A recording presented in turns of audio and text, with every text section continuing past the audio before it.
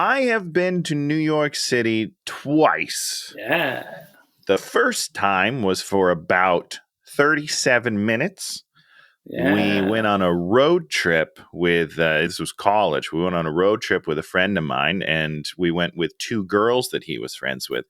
And this girl was like, come with me. I've got a Prius. And back then, that was like a big deal, like a Prius, a hybrid. Like, whoa, we're going to get so much gas mileage. So we get to New York, and then she gets a phone call. She goes outside. I'm eating a slice of pizza like you do in New York. And she comes back in pizza. tears and is like, we have to go back home. Turns out she was house sitting, and she stole the car from the person she was house sitting for. They came home early, called the cops, and were wondering where their car was. So then we had to turn around and go home immediately.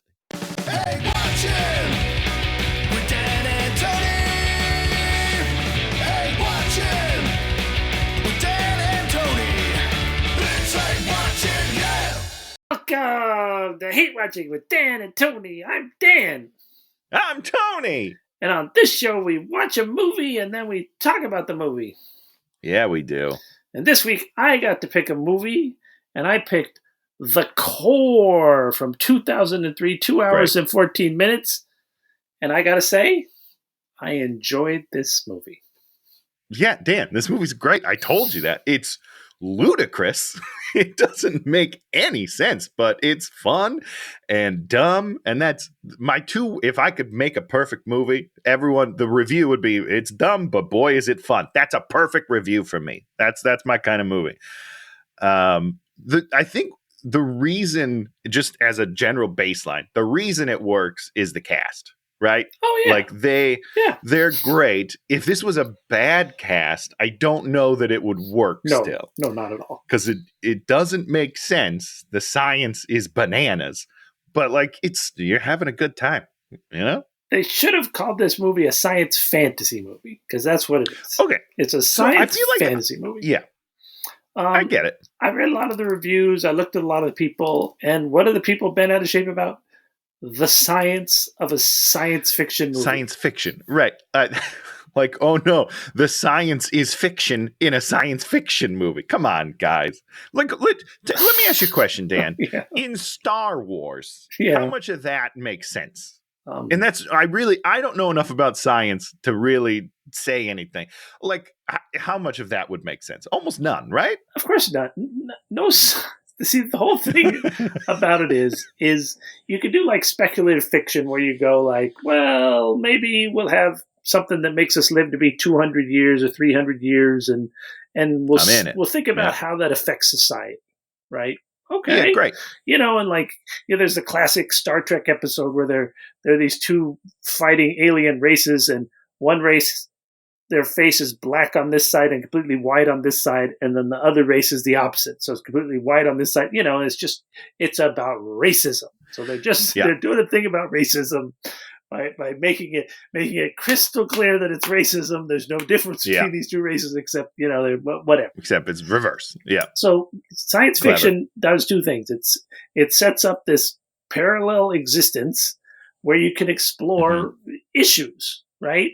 Yeah. No scientist starts their career going like, I better check the science fiction to see what I'm going to try to do, what kind of work I'm trying to try to do. It's like, I need to know more about the Earth's core. I'm going to start by watching The Core and use that as my primary set of information from which I'm going to work on exploring the Earth's core. No one does that. Now, the only time I will disagree with you is the movie Moonfall, which the moon is a superstructure, and I believe it. I'm on board with that theory now, and I think we should check it out. Yes, Moonfall is the thing that proves the thing that proves the rule. The exception that proves the rule. That's right. Yes, Moonfall. So basically, what we're setting up here is this absurd thing about these people going to the Earth's core to set up nuclear bombs to save the world. And it's ridiculous. It's about the heroics of the characters and what they have to go through. That's all the 100%. Movie is about. It's about the heroics and the interactions of these characters. And I think the characters are interesting enough, and they go through their little arcs and things, and they come out the other side. Well, the two that survive come out the other side. It's like you start off with 6 people, and you're all like, well, each little section we're going to lose a person, and then at the Yep. end it's just going to be two people. Okay, that's fine. That's what Yep. we're expecting. But to get Totally bent out of good. shape about the science of a science fiction movie, to sit there in Close Encounters of the Third Kind and go like, how did that big ship fly down there and not fall on top of them? No, you can't do that. Yeah. No, it's just silly. It's just silly. How did it beam the Devil's Tower into their brains? No, I don't, do. Yeah, these aliens that can do everything, you're going to have to go like, do. And the Earthlings are the ones that are going to initiate communication with them, as opposed to them just sending down a piece of paper that says, we'll see you here. Hey, They can figure out your stupid code. You think they'd probably be listening to everything that's been spewed out into the universe for 1,000 years? Come on, people. Just like, what was that? Was that Santa Conquers the Martians when they were watching United States television up on the alien spaceship? That's great stuff. That's what they're doing. Free cable, baby. That's what do? We have a gigantic telescope that sits out there somewhere, and it looks out into the universe and tries to get signals that it can make sense of. That's what it does. That's what I think it's CITI, C-I-T-I. Looks out there 24/7. There's guys sitting there trying to figure out something that's beaming down to us from the Martians or the aliens. Well, they're not doing a very good job then. And they haven't found anything, but it takes too long and whatever. So to critique the science and say, this is not how it would work. Those lasers wouldn't work. This wouldn't work. That wouldn't work. Well, of course, nothing's going to work. I don't know. I bought it. I buy it hook, line, and sinker. All right. Until it's proven wrong, I'm on board. I feel like those lasers would totally work. Work. They look great. Totally work. It's a laser Gatling gun. That's pretty cool. That's what it is. I love it. Now, what I will say, Dan, yep. and I didn't do enough research into this, but apparently just three or 4 years previous to this movie coming out, another movie came out called... Oh man, I forgot what it was called. It's like Into the Core or Under the Core. I'll have to look it up. But like it's basically the exact same plot of this movie. Yeah. And that's interesting to me. Except for it has the uncle from One Tree Hill in it. So it's gotta be good. Wow, it's got it there. There it is. It's got Uncle Keith from One Tree Hill. And it's like people like the stupid Armageddon and all those movies, which are the exact First of all, same Armageddon, movie. Not stupid. Well, let me hold on. Let's not say that the core is as good as Armageddon because it's not. Better. And here's why. No. Armageddon fully embraces the silliness. Sure. It knows what it is, and it's like, we're going to 10. This is ridiculous. The story doesn't make sense. These characters make no sense. So let's lean into that and have as much fun as possible. And yet, it's still good enough that when Ben Affleck gets his thing torn off and thrown a thing, and he's yelling, Harry! You're crying. If you're not crying, you're soulless, and I will punch you in the face. That movie's great. It's better than this movie. However, I still had a great time with this movie. Sure. I got emotional many times during this movie. Absolutely. I got dragged through everything. And, it's like we watch a lot of movies like this that you just, like the Predator movies, like I never cared about it. And so it's just a real missed opportunity. I'm still disappointed. It's nice to see when a movie has the music and the characters and the acting that you can get dragged right in there and have the emotional situation. 100%. Had a great time. And I don't know what, and these are the guys that made Catwoman too. I think the director, or maybe the writers wrote Catwoman. So, oh no, really? I did not do enough homework, clearly. So, because that movie is not good. No, it was not good. Not good. But there was like a few things in there that you were like, well, this is kind of interesting. And then they lost the threads, disappeared. Yeah. So boom. And maybe that was studio interference. Who knows? Probably the stupid studios ruining everything. Let's get the director's cut of Catwoman out here. Come on, everybody. So we started off. We do the big music. Boston. We have this carnival going on. This guy's watch stops, and something's going on, and then a bunch of people fall over dead. And I was like, "Ooh, okay," but no. It was a cool scene. That guy. So the guy enters the boardroom. Oh yeah. First of all, he says, "Let's go make $36 million," and I was like, you know what? I would. Just one time in my life, I'd love to be able to deliver that in earnest. You know, Yes. just telling my friends, let's go make $1 million. That'll be cool. But anyway, he gets in the boardroom and they have a great shot under a glass table where he just falls over and his face smushes against the table. I mean, I was immediately in. I didn't remember the movie all that well, but as soon as that happened, I was like, yep, now I remember why I loved this in high school. Let's go.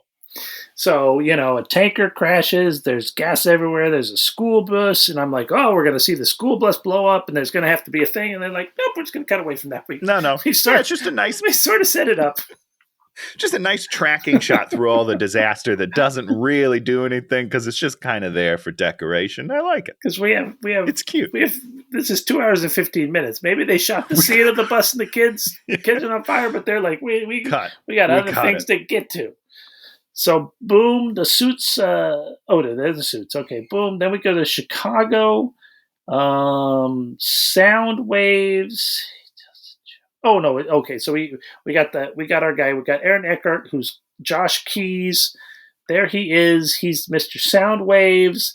He's doing the thing. He talks about the oscilloscope and how things penetrate things differently, and all the there's like 7 kids in there, and I thought they were going to do like the Indiana Jones, where all the girls are like Mr. Dreamy in love with him, but because he's other than his chin, he's a good-looking guy. He's a good-looking guy. I don't know about his chin. His chin is too much for me to handle. It's too much.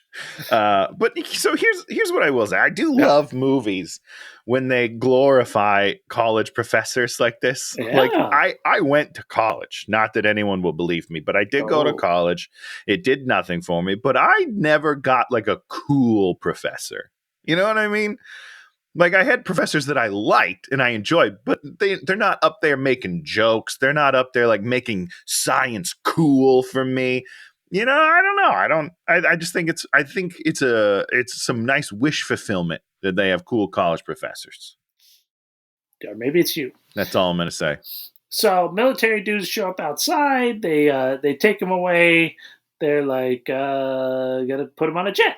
So they put him on a jet. He gets to DC, where he meets his buddy Serge, and then they're like palling around like, oh, something weird's going on if they're bringing us in. And I just want to say something. These are 2 real actors who are doing real acting, and then the sound. I'm going to say 2 things we don't talk about much. The sound mixing on this movie, really good. Yeah. Like they put the right amount of echo, like so much of what, I'd have to go back and pay attention to the Rebel Moon movie, but I don't think the sound mixing was anywhere near where it should have, like a movie like this is. And this might be controversial. I don't think it is, but it might be. Christopher Nolan sound mixing, always terrible. Always so bad. And nobody seems to care. I care. It's always bad. I mean, you need to understand the characters. The sound has to let us know what the space is, what's sort of going on. And then the music in this movie, it's not like great music, but the guy who did it knows when to drag you in a direction emotionally with the music. Yeah, for sure. You're like, 100%. We have so many movies we watch where they're just like, oh, turn on the rock music because they're going to fight. Now turn off the rock music because the fight has ended. You're just like, what are you doing? What are you talking about? It's like the workmanship of movies is kind of gone in this kind of movie, which is kind of terrifying to think about. That Rebel Moon does not have the workmanship of the core. Right? Well, here's the thing, Dan. These movies aren't well received generally. Like, there's a couple that make it through, but in general, people don't seem to give high marks to disaster films, And I love them. I adore them. I love them. And I think we should make more of them. But they're not money makers anymore. There was a time when they made a lot of money. Like, I bet Armageddon made a lot of money, even though people pretended to hate it, even though it's a phenomenal movie. Oh, Armageddon made a lot of money. Yeah, and then, Roland Emmerich had to make Moonfall on his own. Yeah, because nobody wanted to put in the money because it wasn't going to make the money back, which turns out maybe they were right. I don't know. But it's like, this isn't a type of movie that we make anymore. And if you do, you're just kind of making it to make it. No one's, I don't know. It bums me out that one of my favorite genres is dying. Yeah. So they take them into this room where there's all the dead people, and they're all like, the general's like, these people all died. And then he's all like, but first, there's a great joke where they're just talking and walking through this giant morgue, and there's like, and he just sits on one of them. What are they? What are those? Gurney. He just sits on a gurney. No one's just getting. You know what a gurney is, but he just sits down on it, and an arm falls out, and they get all scared. It's a nice moment. That's what you got to do. So then he thinks about it, and he's all like, do they all have pacemakers? And he's all like, they're all like, yes. And he's all like, well, there was a big EMP pulse or whatever. And they're all he's like, good. They're like, oh, thank you for the information. Now get out. Well, he says, did a weapon do it? And they say no. And he's like, okay, cool. That's all I care about. As long as it's not a weapon, I don't care why these people died.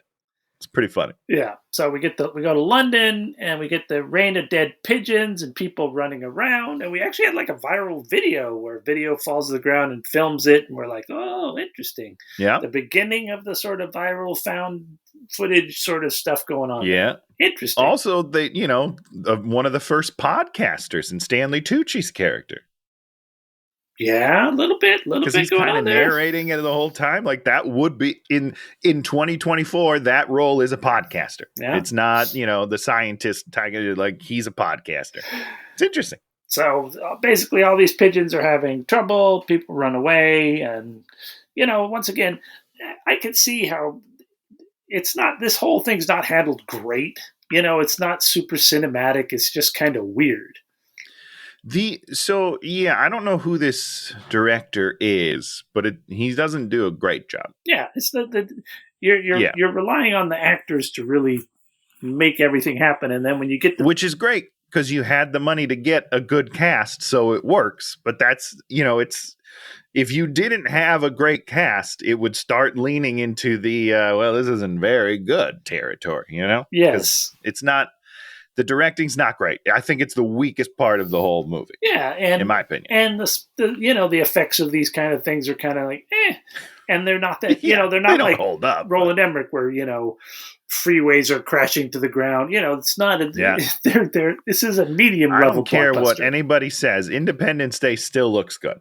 Does it? I haven't watched it in a while. I think it does. So I do. I think it still looks good. So, boom, our footage. So we find out that Judge Keyes sees this Aaron Eckhart's character, and he's all like, birds navigate by magnetic fields. And he like starts turning on the computers, and he's all like, he's worried. And he tells all his students, you got to map all the anomalies. You got to do this, and you got to do that. And he's all like, and I'll sign your PhD forms if you do this. Just do this. And they're all like, no. You can't do that. They tell some jokes and things, and, you're like, oh, he's worried. Okay. Now, there's this is one of two moments where I was like, the science I don't like. I don't think just because birds lose their magnetic north, I don't think they're going to run into buildings, because it's not like they're blind and they're only following the magnetic patterns, right? Like they still have to dodge things, right? Well, so, they can still see. Probably in the script it was bats, and they were like, yeah, shoot that at night. I don't know, man.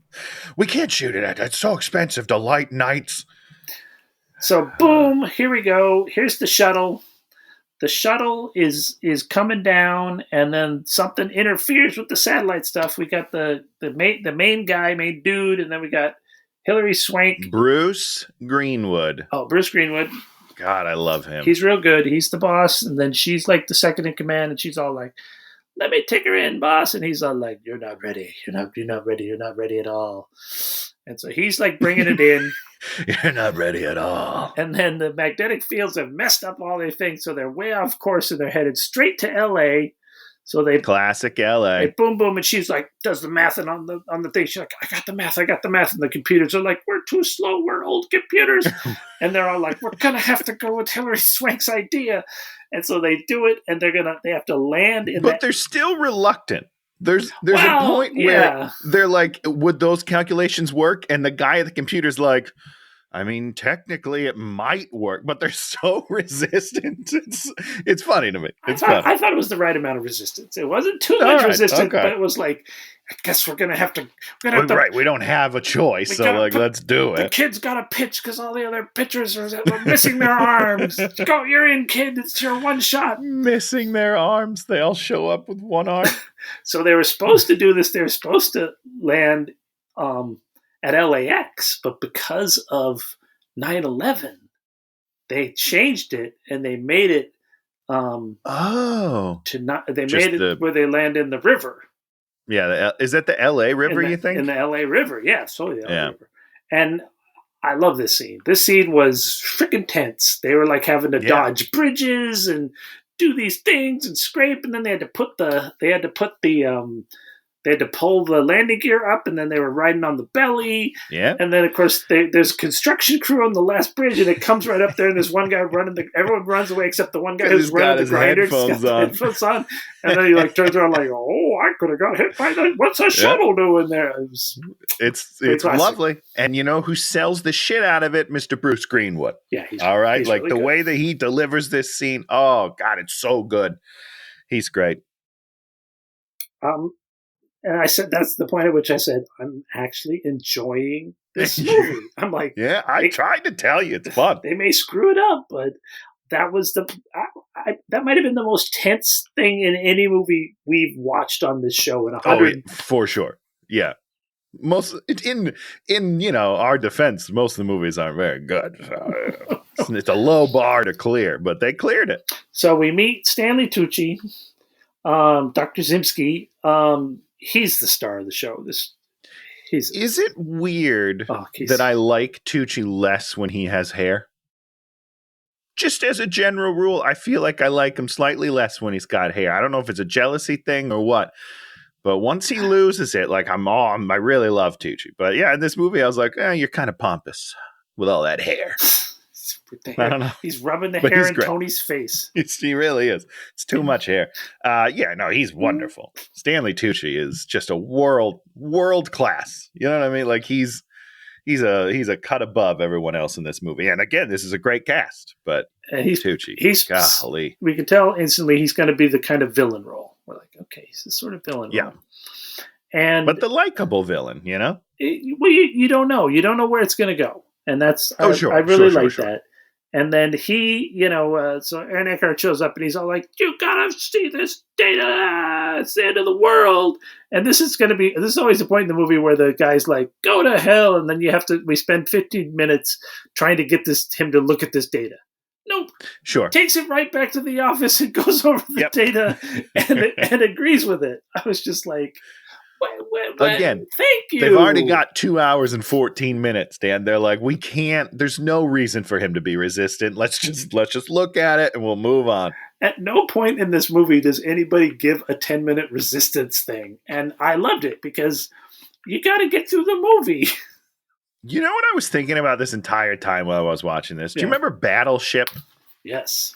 I know. Battleship, I remember watching Battleship. Okay. I do not remember Battleship. Basically, all of the decisions that this movie makes correctly, Battleship did the opposite of. And I was like, that's too bad because if Battleship would have been a little bit smarter, it would have been good, I think. Or, fun. It would have been fun. I don't know, it would have been good. But I would have had a good time with it. But they just made all the wrong decisions. Yeah, if people are not going to get on board, we're going to sit there as an audience and just be like, well, we're not on board. We don't care. Well, we have no reason to be on board. If you're not on board, why would I? I don't care. Yes. If your argument to other characters in the movie doesn't make sense to them and doesn't go anywhere, then your movie's not going there. Because that character is also convincing us. Like that's what people forget. When your main character is trying to convince somebody in that movie, we are that somebody. You have to convince us as the audience to get on board just as much as you have to get that person on board. And if that person's like, no, this is dumb, then I'm like, yeah, this is dumb. What are we doing here?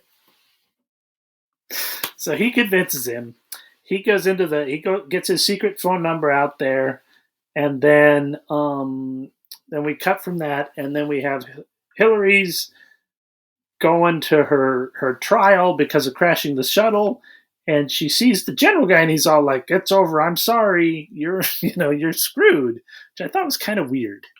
Well, it's at the time I was like, well, that's like, why is she in trouble? But then the very next scene, she's not in trouble. Yeah. So like, it honestly never made sense. I wonder if there's something that they cut or if, I don't know, but she saved the shuttle. And she no loss of life whatsoever. Yeah. So she's a hero.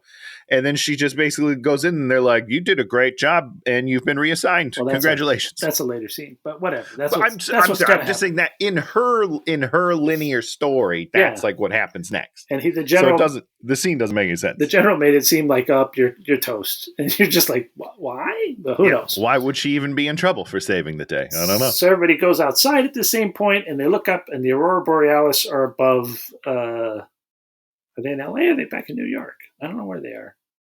I'm not sure where they are. Okay. Oh, they're in. Have you ever seen the Northern Lights? They're in DC. I've never seen the Northern Lights. It's one thing I would like to see. Yeah, me neither. My sister and my mom saw them just last year. They went camping for it, and they saw them. They got pictures, and it's really cool. Yeah, it looks really cool.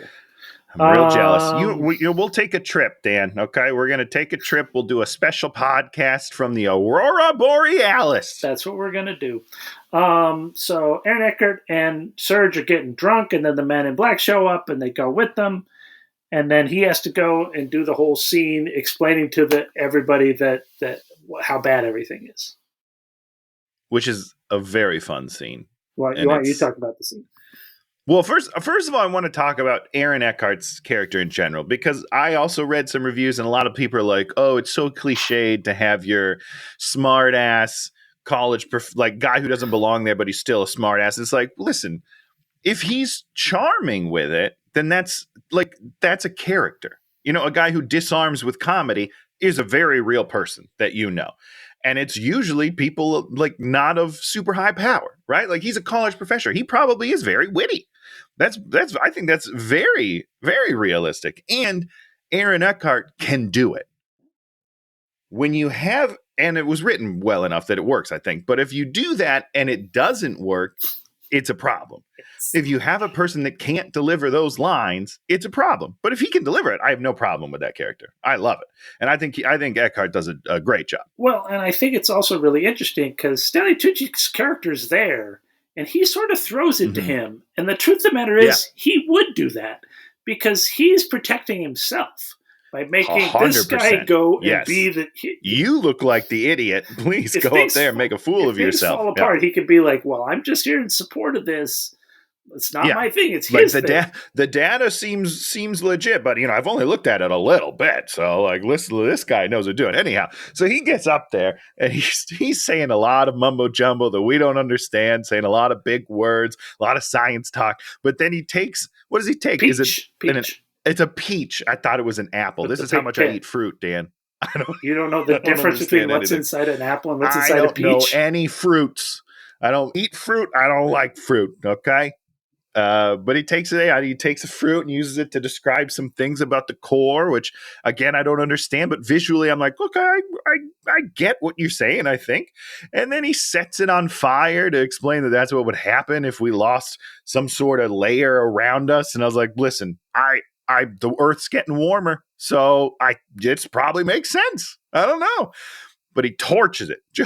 He gets like a can of some sort of aerosol and a lighter and just blow torches it. I loved it. I thought it was great. Then he throws it in one of the water glass water bottles and it goes psh.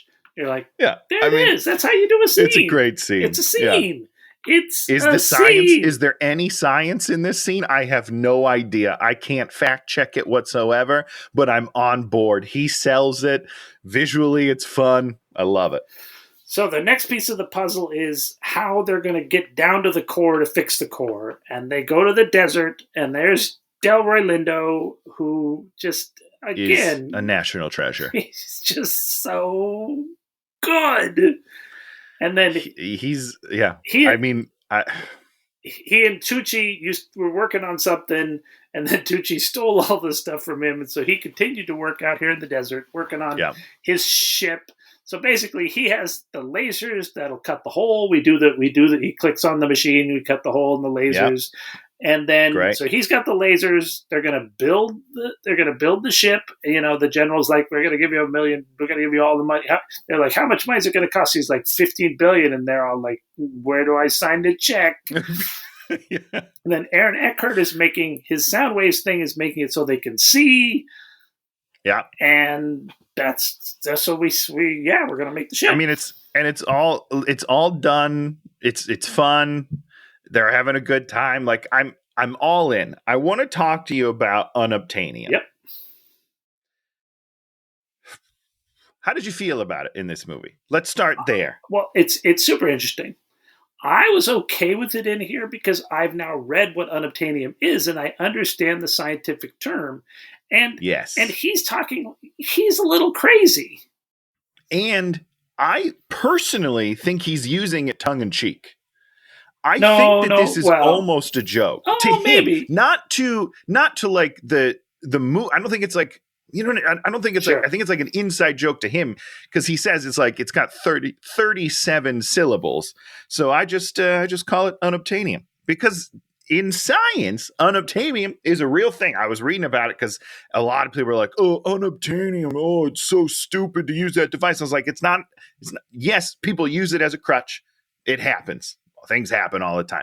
But unobtainium is a very real thing in science. It was created, and it's literally the metal that you need in order to do something you want to create. It's the right? conceptual idea of something you need. Right. And they use that as like a term of like, we haven't gotten there yet, but someday we're going to have Yes. the thing that we need to solve the problem. And that's what he's sort of saying. He's saying, you know, Right. as He solved opposed it. to He got in it. stupid, what's his name's movie where unobtainium James Cameron. is just a magical thing that's going to provide superpower. You're And just it's like, just something that they're mining. They didn't like create it. They didn't do it. It's just like, oh, look, unobtainium's on this planet. Nope. No. That's not what it is. It's a scientific. So It has to do with science. And the funny thing Yes. is people give it shit in this movie, or maybe they didn't talk about it. I don't know. It's just weird how people are bent out of shape about it in this, but they're okay with Cameron doing it because Cameron's movie I'm not okay with it. yeah. So I am the opposite. I'm okay with it in this one because he literally says it's got 37 names, 37 syllables. We created. I just call it unobtainium because it fixes the one problem we were looking for. So they got 3 months and they got to do 10 years worth of work. Okay. Now do you want to talk about now we go we get the weird part. We the FBI breaks down the door of this guy who's going to be our hacker, who is G.J. Qualis playing Rat, the hacker. Yeah. And he does a whole thing, and he's like the Stanley Tucci. He's all like, "How many languages do you speak?" And Tucci's like 6, and then he's like, "I only speak 1. I speak 1. 0, 1, 1, 0, binary. I can hack the planet, and I'll do it if you give me unlimited hot pockets." I was like, in hot pockets. Yeah. it was stupid and it was corny, Very stupid, very silly. but you're like, okay. Yeah, listen, I mean, I still don't even understand why he's there. Oh, he's there to do the thing he needs to do later on in the movie. Later on in the movie, I get it. I mean, I know why in the movie he's here, but they never really sell me on him controlling the flow of information because every time something happens, they show a newscast where they're just saying what happened. So what information is he controlling on the internet right now? What they should have done was they should have said, okay, we're going to need you to hack all the mainframes of all the computers in the world because we're going to need that computing power to do everything perfect. Great, sure. Yeah. Like we got to reroute all these computers to work together for a supercomputer. I don't know, something. But controlling the flow of information. No, it doesn't make any sense. And then he could have been up there, doing that, and you'd have been like, oh, that's why he's there, because they need that information down there. And of course, people complain that when we get going, we're actually able to communicate with them at the center of the earth. It's very confusing. Which they didn't even give us a line in there as to how that could have worked, but okay. He's a hacker, so don't worry about it. Don't worry about it. Okay. So, boom. Okay, so we got him. Major Childs. Oh, so she goes in. Hilary Swank's character gets the pass, and they're like, okay, you've been reassigned. So boom, everybody's in the project. They call themselves the Terranauts, even though they only use that once in the movie and they never go back there again. Which I think is too bad, because I like the Yeah. term and I would have liked to hear it just a couple more times. If you're going to set it up, you got to do it a few more times. Yeah. So Aaron Eckhart can't do his tie, so Hilary Swank helps him with the tie. Do you want to talk about their chemistry? I was okay with it. I never was like, they need to hook up. Like, I'm not like, oh, these guys need to bang right now. But, I felt friendship for sure, and maybe it could blossom into more. Who knows? Yeah. But I was never against them. Yeah. Like I am sometimes. Yeah. So you were like, she seemed a little more into him than he seemed into her. For sure. But I think that's like a character thing, because Aaron Eckhart's very much, that character is very much, like he's a little flighty. So he would miss those signs, I think, sometimes. So we set up the whole thing, then they start working on the simulator. Somehow they built a simulator that's somehow able to figure out what's happening. I mean, I don't understand. It's Tucci at one point is like, science is guesswork. So, they're just kind of guessing here. I don't know. Then we also see Hillary doing it alone, and then the commander dude comes in and gives her the whole thing about how she's too good, and she's only going to be able to become a leader when she actually loses. And we're like, okay, that's what's going to happen at some point. Check. Which is, it's a similar puts into a Star Trek movie, also with Bruce Greenwood. That's why I bring it up, where Kirk has to learn that, a failure, like that's a big thing. And so I get it. Makes sense. It's a good arc. I love it. It's an arc they follow, and she doesn't go too, in another movie, she'd like be doing crazy stuff and then have to get reined in. But in this one, she gets to that point, and then she has to make some hard decisions. And she does. Oh, boy, does she. So, boom, let's see. The weather's getting bad. We see Rome, and all the lightning blows up all the ancient buildings for no real reason. Listen, again, I don't understand science, but even within the science of the movie that they're telling me, I was still confused. I was like, I don't know what's happening right now, but that's all right. Why is the lightning only hitting the ancient buildings? I don't know. Who knows? Maybe it's the molecular structure of the clay that was used to build them. There it is. They didn't build them with clay, they built them with stone. Damn it. So maybe there's clay in the stone. You don't know. They've shipped somehow they've shipped this giant ship that they finished out to the Marianas Trench. That's where they're going down. It's like, pointing into the water. They're calling it Virgil because of the poet, I guess. They have a toast. Yeah, I don't know. And then everybody's in there. Stanley Tucci's like doing his narration into his little, here we were about to go where no man has gone before. I am the greatest adventurer of all. This book's gonna make me so incredibly rich. And it would have. It's too bad that he didn't give his microphone to Aaron Eckhart before he died. He could have been posthumously very famous with that book. Should have thrown the tape recorder out. Yeah. But he hasn't. Would have been great. And then the ending could have been better, because instead of doing this weird hacking thing that they do at the end to get the information out, they could have been like, here's a book that Stanley Tucci wrote, posthumously. Made him the hero. That would have been really cool. Made him the hero. That would have been really cool. Because I love him. So, boom, there they are. They're up there. They get dropped down. The ship is cool. I think it's very cool. They're like going through the water, and then here come the whales. The whales are swimming with them because of something that this thing's emitting or whatever. They need you to know that whales like it, okay? It's very important later that the whales enjoy the ship. Did you know that was going to be the way they get rescued at the end because of the whales? No. Okay, I just want to make sure. Absolutely not. Okay. No. I just thought it was like a fun, like, hey, sea life. Yeah. But no, it turns out very important to the plot. Very important. Good for them. And they're like, one of them's like, they're singing to us. And they're like, no, the ship is singing to them. And you're like, oh, the ship is singing to them. Which, I mean, they literally lay out the very final thing of the whole movie. It's great. Good for them, setting it up early. So there's an earthquake, and they got to dodge some rocks, and they gotta go down this whirlpool, and then they finally get down to the earth, and they turn on the lasers, and then dig down in the laser into the mantle.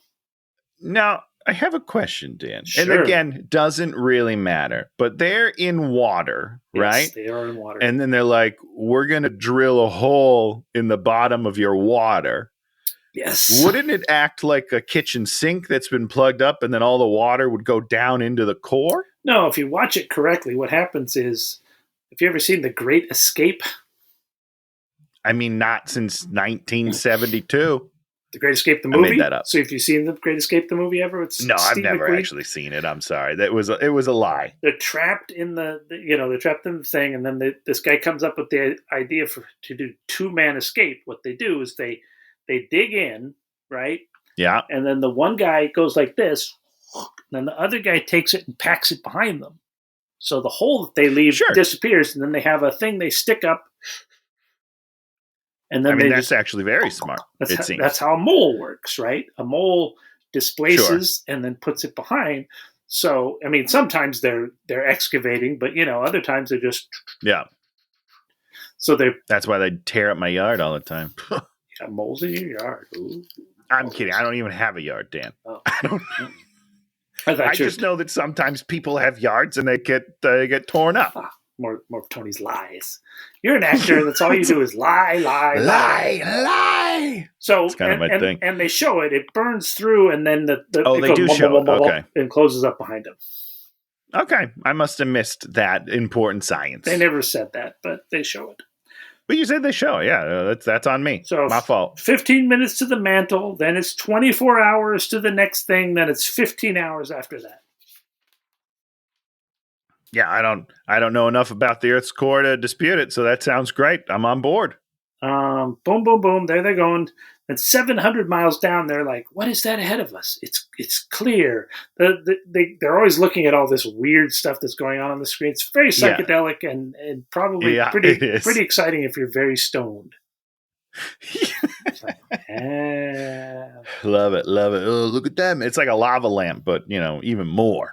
And then they figured out it's empty space. And then they're falling. Which is confusing, but great. Well, they explain it, right? So they crash into all these crystals. And then they're like, they can't, the laser's no longer working because one of the crystals is sort of stuck in the laser. So they're like, oh, we're going to have to go outside. And then they think about it and they're all like, this is a geode, right? Do you know what a geode is? I mean, it's a Geodude is a Pokemon. He's a rock-like Pokemon that evolves. What a Geode is an old rock that has this hard outside, and then it's hollow and then inside. He's got 2 arms and eyes. Dude, Pokemon idiot. And then the crystals grow inside there, but there's a hole inside, but there's crystals. So they used a real thing, and then imagine there was a really big one. Just a really, really big one. Big one. Okay. Great. So boom, there they are. They have to get out, and they're going to try to, get this crystal off there. And then they're starting to do that, and then they look up, and they're like, "Uh-oh, the hole that they came through didn't seal." So here comes the hot lava, starts dripping down. Boom. And I guess it wouldn't seal because at some point. Because there's air inside. There's air. Yeah. Okay. Yeah. Okay. So it was like, okay, that's kind of interesting. Yeah. No, I'm on board. So the lava starts dripping down. The machine stops working. So Aaron Eckhart has to use his air to keep the machine going. And then poor Mr. Greenfield gets zonked by a rock and then falls backward into the lava. It's a great shot. It's a great shot of him just like slowly falling into the lava. It broke my heart. I was so sad when Bruce goes down. I love that guy. But I mean, he had to. He had to be the first. Because Swank has to become the leader. Like that's what they've set up this entire movie. But it just, it's tough. Yep. It's tough stuff. Love that guy. So we're down to 5. We get through it. We drag him back inside. Let's see. Boom, boom, boom, boom. Wait, where are we? Okay, we're here. Wait, where are we? We're in a geode. We're in the geode. Aladdin's Cave geode. 3 minutes search. They drag Josh in. Bob gets hit, but dies. And then the lava picks him up, and they start going again. Okay. but they had to use some of their nitrogen to cool the thing down while they were doing this. So now it starts to get hot. So everyone starts getting hot and sweaty. And then we just kind of drop that. Well, they're a little hotter and a little sweatier than they're not super hot. Like a little, but not. I expected it to come into play more later, but we kind of were just like, yeah, it's just hotter. Yeah. It's just hotter in here. Yeah, don't worry about it, but it's warm. This is one of those movies where you don't have enough continuity to just, okay, let's imagine it's like 10 degrees hotter and we're going to have more sweating. They're like. Or maybe, Dan, here's, what? Here it is. This is what actually happened. They're on set. It's day 3 inside of whatever set they're using for this ship. And they're like, guys, it is so hot in this ship. We are so much sweatier than we were 2 days ago. Every time we're this, they're like, we'll just put in a line that it's hotter in the ship. We'll just let everyone know it got hotter for no reason and you can be as sweaty as you want. Every 10 pages, we have like a little interchange. It's a little hotter. So much hotter than 10 pages ago. Yes, so much hotter than 10 pages ago. We got up ago. 6 degrees. So boom, boom, boom. Nitro's flushed. They reflect on everybody sort of reflects now that we've lost someone. And then we realize we got to focus on the small issues. Day 2, all our guys checking the nukes. And then we see black stuff on the monitors. Black stuff is diamonds. We can't go through there. Yep. Boom, solid. boom, boom, boom, boom. We're avoiding. Boom. Then we hit one of the things, and poor Serge, he gets trapped. And we they're all like, we're trying to open the door. We're trying to get Serge out. And then she doesn't let him open the door. And they're not able to get Serge out. It's a wonderful scene. Yeah. Like it's a really, Aaron Eckhart is putting his all into this.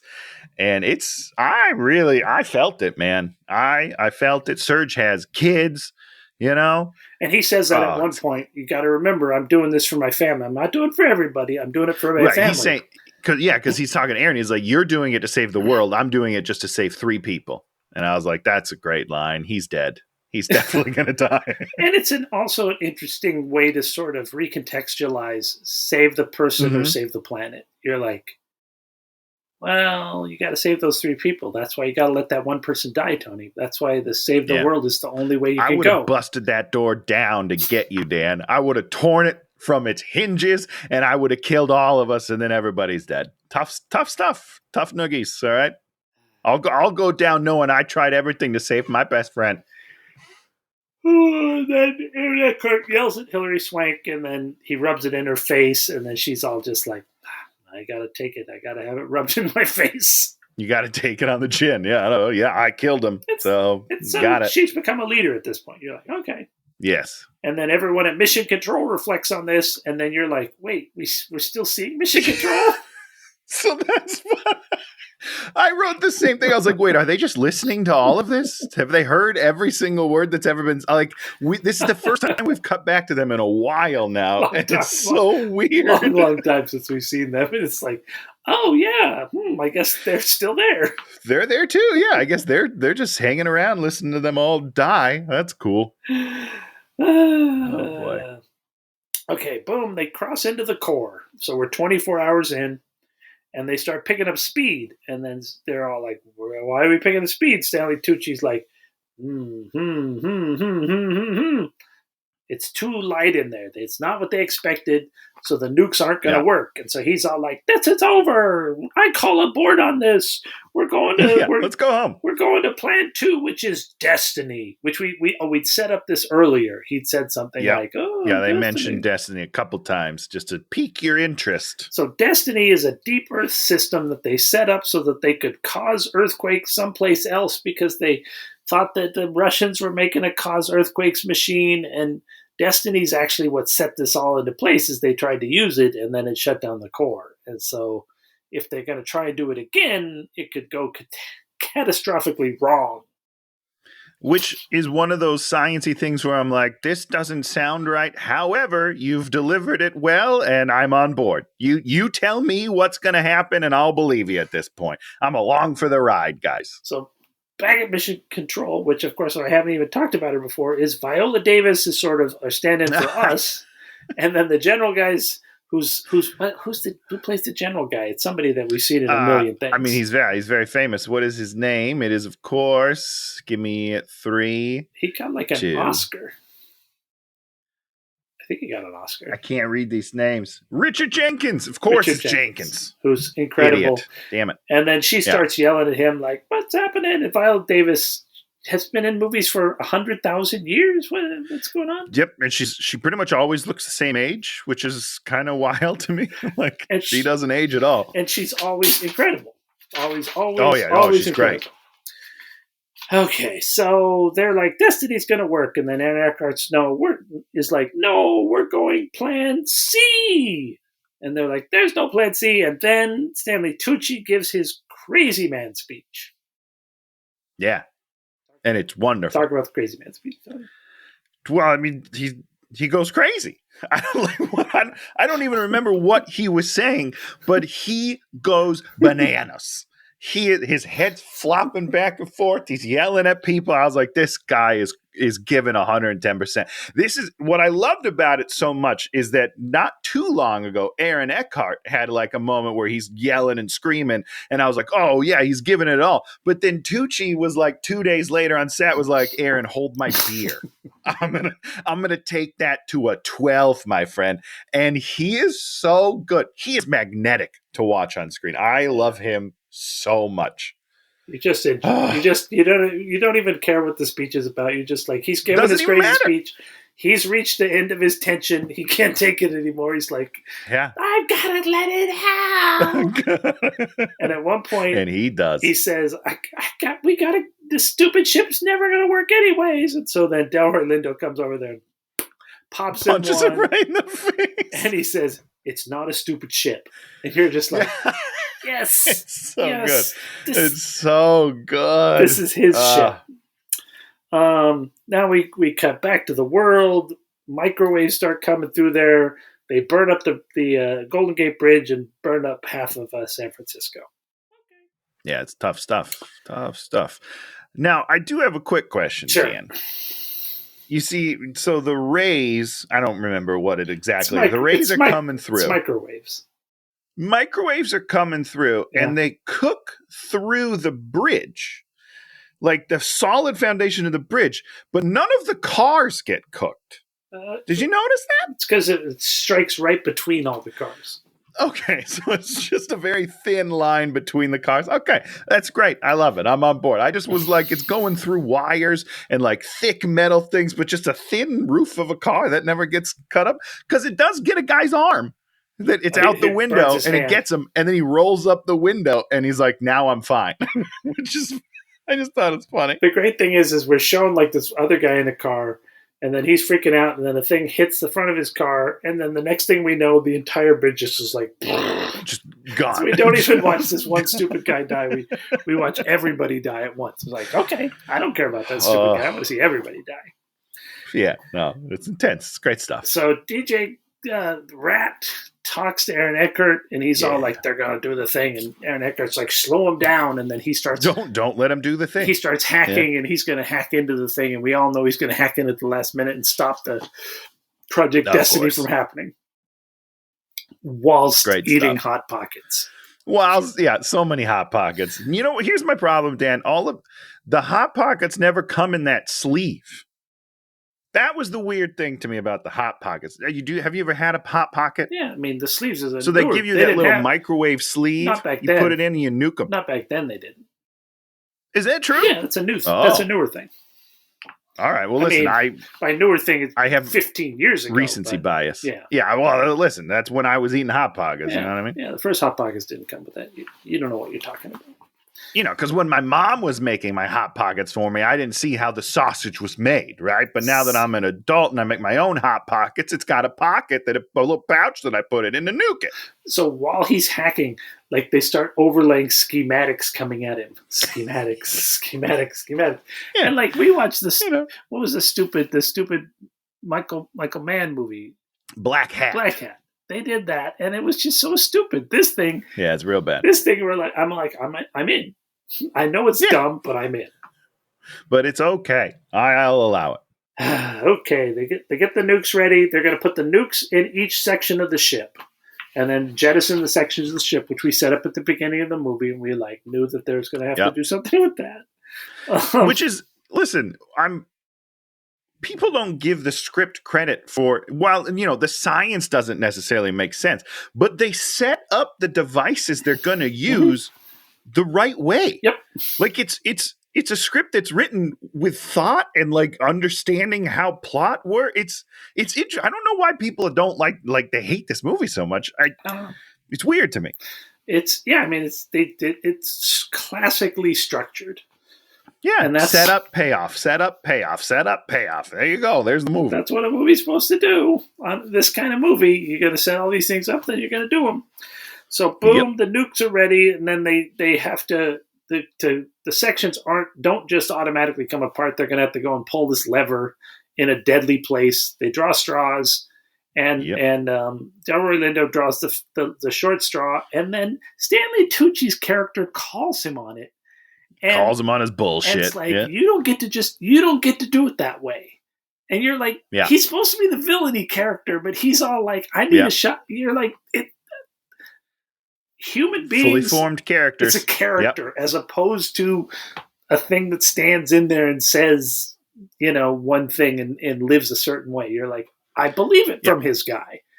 100%. He wants to be the star of the show, even if it gets him killed. He doesn't want to get killed, but his innerness is fighting that way. So then, it's nice. It's really nice. Delroy's "This is my ship. I get to do it," which also makes sense. Get it. Captain goes down with the ship. Let's go, baby. So he has to go in there, and it's very hot, and his shoes stick, and he burns to death. And it was sad. It was, the final shot of him laying down on the ground and he's just turn it on, and then it's spinning behind. It's a wonderful shot, for a movie that I don't think is directed super well. This is a very nice shot that evokes a lot of emotion, and it's nicely done. His tool that he brings in there gets instantly hot and he has to drop it. The light goes off. His glasses break. They just, they nicely structure things that could happen. And you're just how do you show that it keeps getting hotter? His shoes are sticking to the thing. You're just this is not going to go well. This guy's dead. This guy's dead. Walking to death. And he pulls it off. Boom. Beautiful. Rad is able to shut down Destiny. He sends all the energy to Coney Island, and the general looks over at him and he's all normally we spend... and he pretends he's playing Pong, which I just loved because I was Pong? It's 2003, guys. Let him do something other than Pong. And normally in the movie we'd spend 3 minutes having him thrown out. It's just let's not do that. We don't need to do that. Let's keep on with the movie. Yeah, all good. So they do bomb 1, they do bomb 2, they're doing the timers at bomb 3, and then the bomb falls on Keys, and then things shake again, and then the bomb falls on Stanley Tucci, and then he's all get the hell out of here, go Josh, go! But he also figures out that they need a bigger blast at the end, and so they're going to have to do something about that. Yeah. It's another wonderful death. They do the deaths really well, I think, Even though he gets one more little scene later before he blows up, because he hasn't blown up yet. Yeah. But he gets to go out by helping them finish the mission. It's a nice hero moment for a guy that, does he deserve it? Does he not? I don't know. Maybe he does, Nice. It's he's, no matter what, he may have done, basically caused this, but he caused it trying to help what he saw as the right thing to do. He wasn't just being a scumbag. Yeah. Normally you'd have this guy, I'm a tech guy and I'm only a scumbag and I'm just looking at it for me. I'm smarmy. Yeah. It's no, he doesn't want to die, but he also, it's a character. He plays the most interesting character in here by far. Oh yeah, definitely. Yeah. And then Aaron Eckhart has to go and take the fuel out of the ship and add that to the final bomb. And he burns his hands and has to drag it up there. I think a chain burns through, which doesn't make any sense that a chain will burn through, but his hands will burn through. Who knows? Yeah, I wouldn't worry about it. I wouldn't worry about it too much, yeah. He drags it up there, and then he finally gets back there. Hilary Swank was not able to talk to him. And then she's like, "Where's Stanley Tucci's character?" And then she's like, "Where's Zimski?" Stanley Tucci's character. She just goes like this. He just goes like this. Yeah, That's all it's you- nice, that's all you subtle. need. Played really well. Yeah. And then she gives him a big hug because he's unhappy. Poor little baby needs a little hug. So they're like sitting there, and we get the first blast, and then he looks up at the unobtainium sphere that the ship is, and he's all like, He starts doing science in his brain, and then he's all like, Yeah. You know what? In the heat of everything, we'll go through this, and that'll give us the heat necessary to do the thing to navigate. And then they're all like, let's do science. And they start, putting stuff. And they science the shit out of it. They're welding wires to something. I don't know what's going on, but I believe it.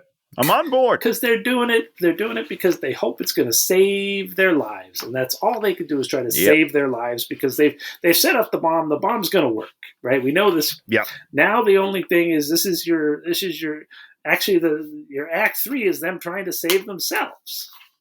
Yeah. They've saved the world. We get one more shot of Zimski. He's doing the tape recorder. He's like, these are my last moments. And then he's like, what am I doing? What am I doing? It's such a nice moment. I love it. He realizes the folly of being that guy. Yeah. It's Tucci. God, Tucci's so good. It's a beautiful moment, and then he's laughing at himself when he dies, and it's just, it's emotional. It's good. It's great stuff. So here comes the giant shockwave, boom, and we get Rat delivers the greatest line. They're all like, what's happening? And he's like, the planet's healing itself. You're like, very quickly, by the way. Is that really what's happening?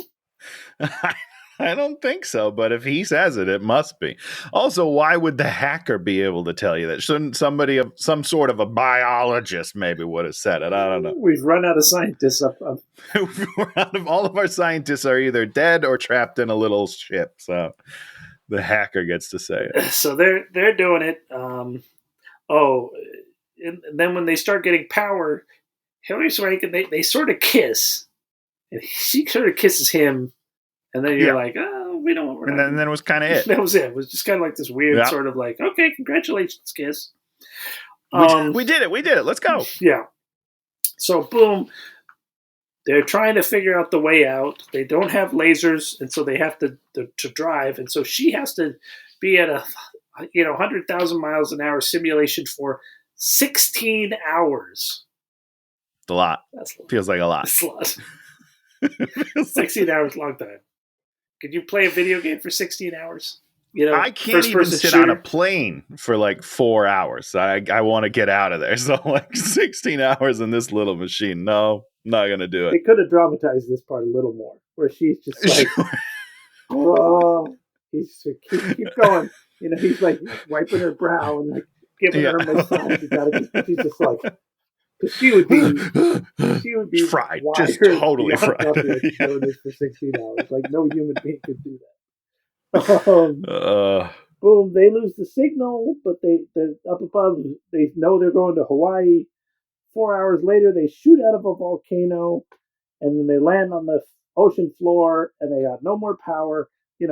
Considering one of the pods that they shot off was like their environmental, how they have anything in this little tiny space. How do they still have air? I'm a little confused. Environmental was back in pod 3. It's been gone for 14 hours. For a while. About 18 hours, give or take. But they're fine. I wouldn't worry about it. So boom, we got the whole Navy fleet on the ocean. They're like, where are they? Where are they? Where are they? And then they're like, there's some whales doing weird stuff. And the DJ Brad is like, the whales, the whales, the whales. And of course, he's there on the military ship.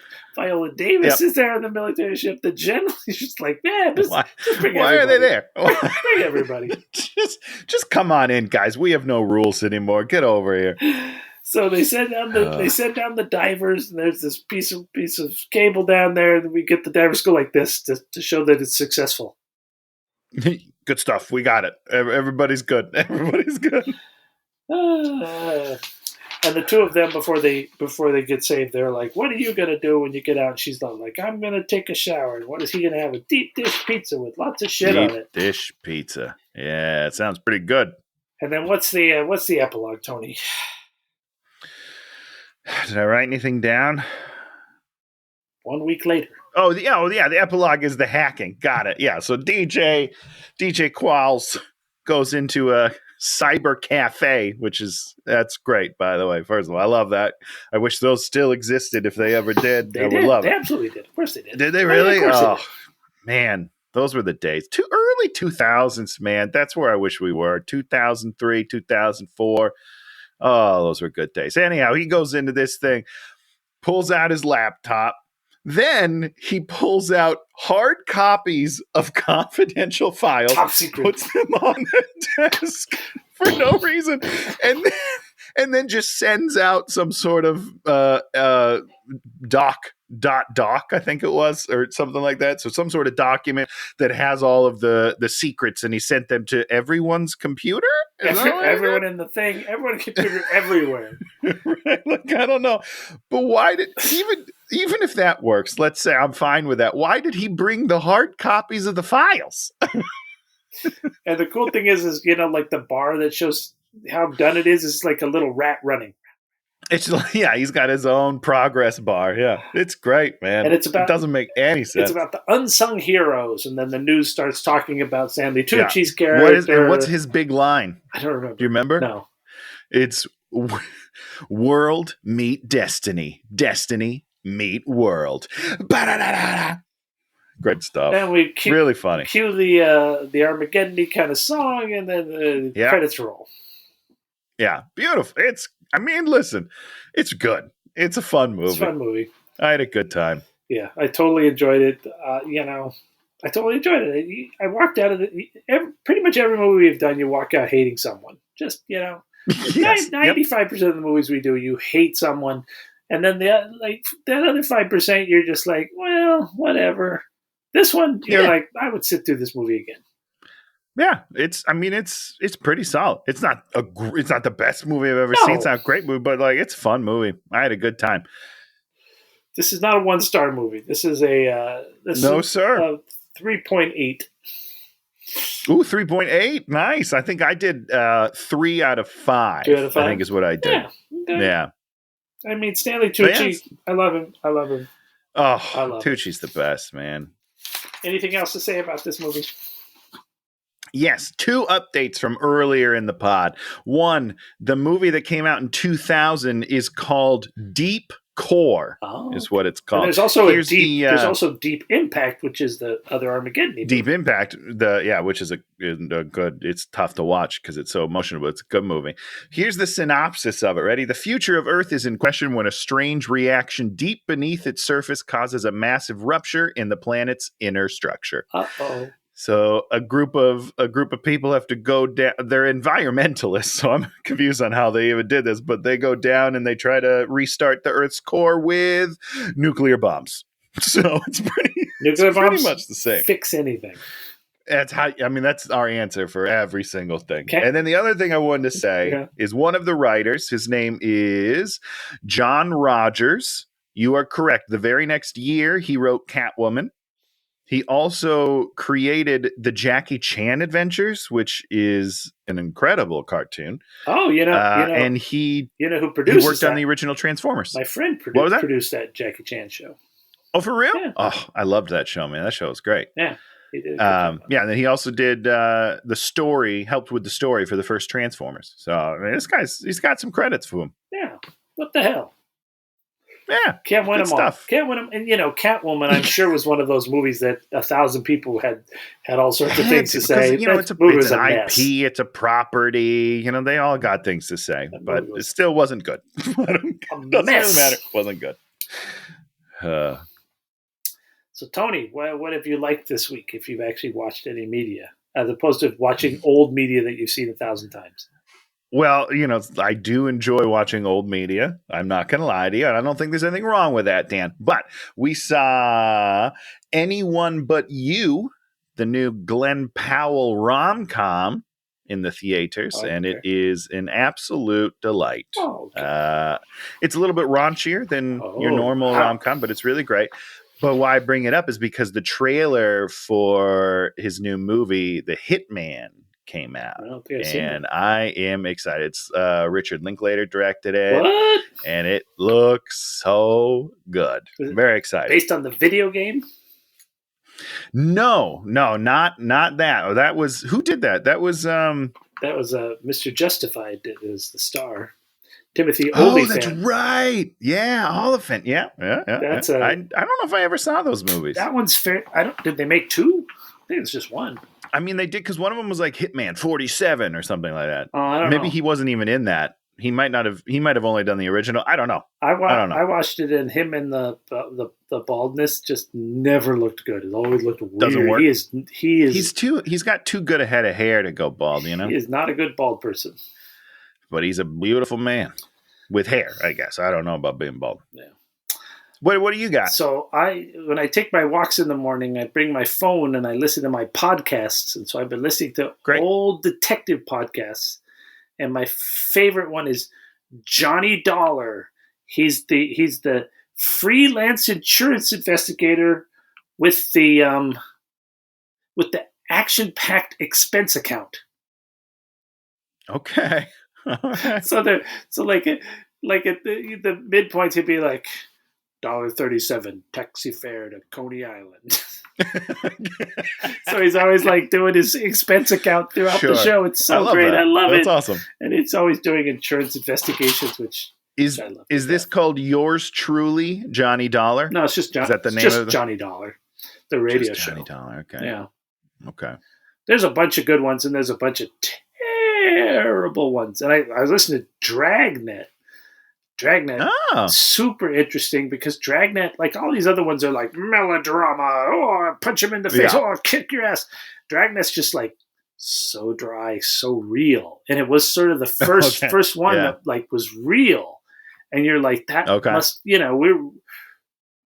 there was that transition that happened in the 70s, 60s, and 70s, maybe 50s, 60s, 70s. Where the melodrama was started to be toned down and things started feeling more real. Because, the cop shows like Adam 12 and Emergency that we watched are not that far off of, the real cop shows that we have now, where they're actual investigations and things actually happen. And you feel like, oh, this could happen. As opposed to all these ones that are totally corny and could never happen. That's super interesting to me because the movie was pretty goofy. They made it into a comedy. Yeah. Yeah, with Aykroyd, right? Yeah. Dan Aykroyd? They were making fun of it. That's so interesting that, like the original radio show was like the straight one. And then they were like, let's make a movie of the thing that changed radio and then make it goofy. Well, it was a TV show too. They started with the radio show. Okay. And they transitioned to the TV show. And you've never seen the TV show. I've never seen the TV show. Oh, no. So that I've only seen the movie. That movie wouldn't make any sense to you. That you had to have seen the TV show. You're just like, what is happening? Because the TV show is this really dry, straight. On Friday, it's really so it's low kind key. They made it like a what's the word I'm looking for? They were making fun of it. It was a parody. Parody, thank you. Yeah, interesting. Okay, so this is. I mean, listen, this was all pretty much before my time. No, so I watched this as a teenager and was like, I don't understand. Yeah, I mean, it's fine. I don't know. It's goofy. All right. Okay. That's why it's all making sense. That's why it's that's stupid. Is because those of us that grew up on Dragnet were like, okay, I guess. And then you, who didn't even know the source material, are like, I don't understand.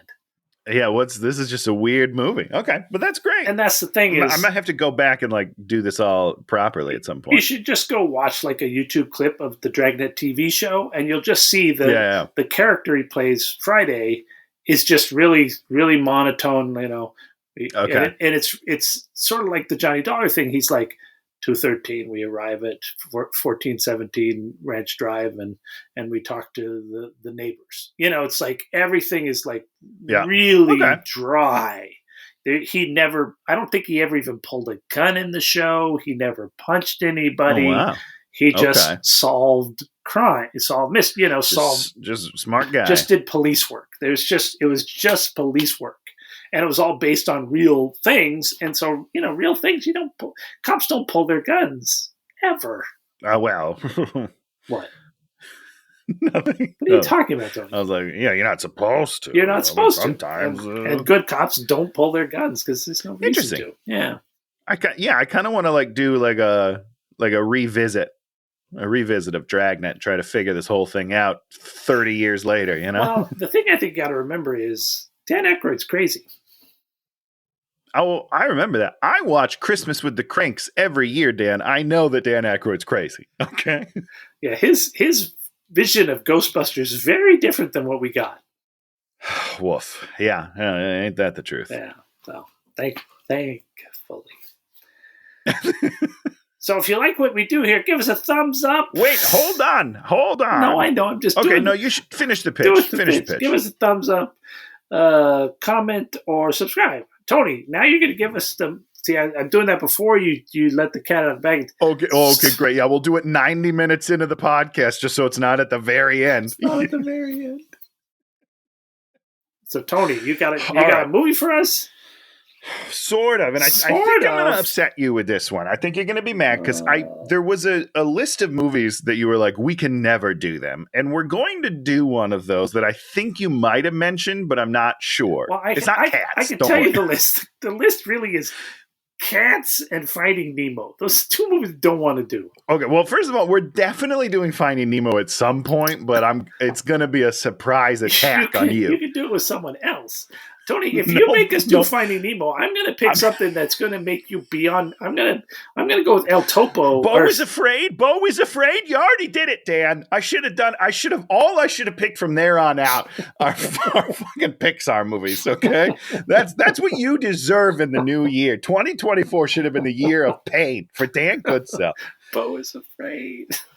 Oh God, that movie. Oh no, I have. I hate it. I have the movie I'm going to make you watch. And it is Spanish.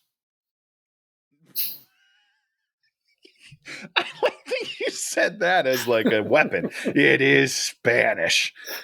Are there subtitles? Is it in Spanish? Oh, Christ. Spanish. I can't do that, Dan. Just think about that. I need to find a dubbed version. And to say this movie makes Fantastic Planet look like a documentary. Okay, good. I can't wait. You know what? We are going to forget it. We're going to do every Pixar movie ever made. We're going to do them in order. Release date. And then I'm going to do every one of this guy's movies. And he has a bunch of movies. He's got more than one movie? Oh, yeah, of course he has a bunch of movies. Who's giving him money? All right. Well, anyhow, so then technically this isn't on the list and it's great. Yeah. But I did a search of movies that take place in 2024 just to kind of see if there was anything fun out there. And a movie that is usually considered one of the worst movies ever made just happened to take place mostly in 2024. And that is, of course, Highlander 2: The Quickening. Oh, yeah. We have to do that one. Yeah. Yeah, that's what we're doing. It takes place in 2024. I didn't know. No, Cats is really the only one that because it's not. I'm good with not doing it. It's not a movie. Yeah. It's not about anything. If it was about something, I'd be like, it's about cats, Dan. No, it's not. It's about gibberish. Meow.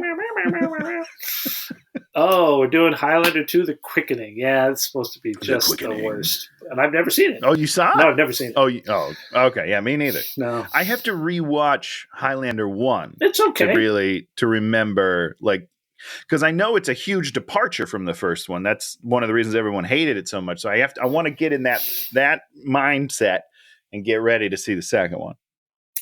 Okay. That's on you. That's what I'm doing. Well, I guess that's the end of the show. I already did leave the thumbs up, so I don't have anything you already did. Yeah, so I guess we'll just wrap it up.